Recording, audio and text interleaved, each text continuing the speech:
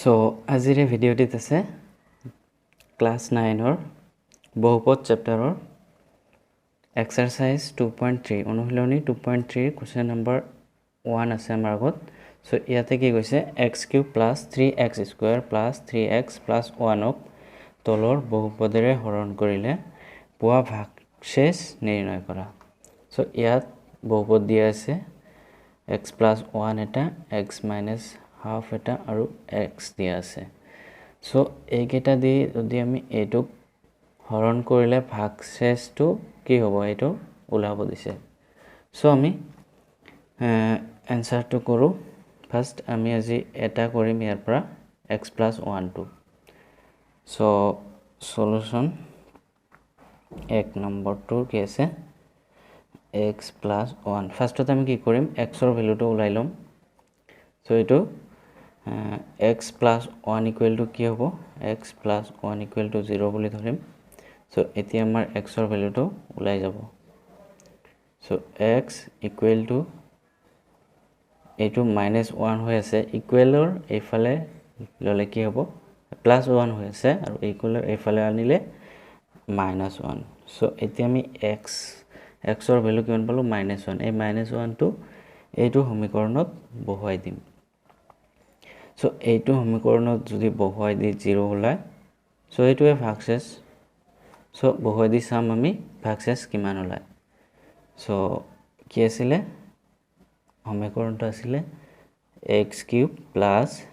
3x² + 3x + 1 so এতিয়া আমি x মানে কিমান -1 whole cube plus 3 into x মানে -1 square plus 3 into -1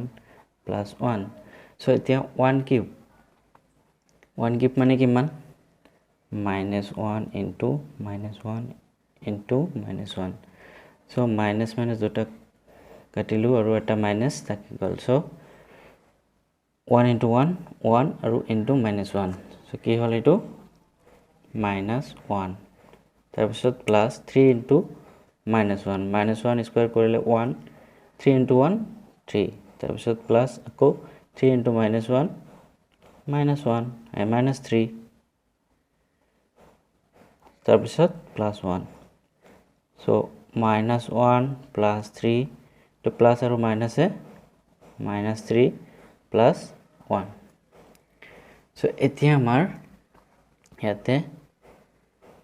plus or 3 আৰু এটা minus or 3 ইয়াতে plus or 1 এটা minus or 1 এটা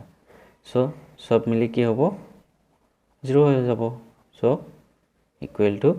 0 so এইটো আমি কি পালো so গতিকে ভাগশেষ হ'ব 0 so এইটো হল এক নম্বৰৰ आंसर বাকি নেক্সট আছে আমাৰ x - 1/2 so আকৌ সেম এটোৰ দৰে আমি লম x - 1/2 = 0 বুলি লম তাৰ পিছত x ৰ ভ্যালুটো ওলাই লম x ৰ ভ্যালু ওলাইলে আমাৰ কি হ'ব এই x ৰ ভ্যালুটো আকৌ এইটো সমীকৰণত বহাই দিব লাগিব বহাই দিয়াৰ লগে লগে আপোনাৰ ভাগশেষটো ওলাই যাব সো আজিৰ ভিডিওত আমি এইটোৱে সলভ কৰিলো নেক্সট ভিডিওত আমি বাকি দুটা কৰি দিম আৰু টোটাল 5টা আছে ইয়াত এটা কৰা হল বাকি আৰু 4টা আমি নেক্সট ভিডিওত কৰি দিম সো আজিৰ ভিডিওত ইমানেই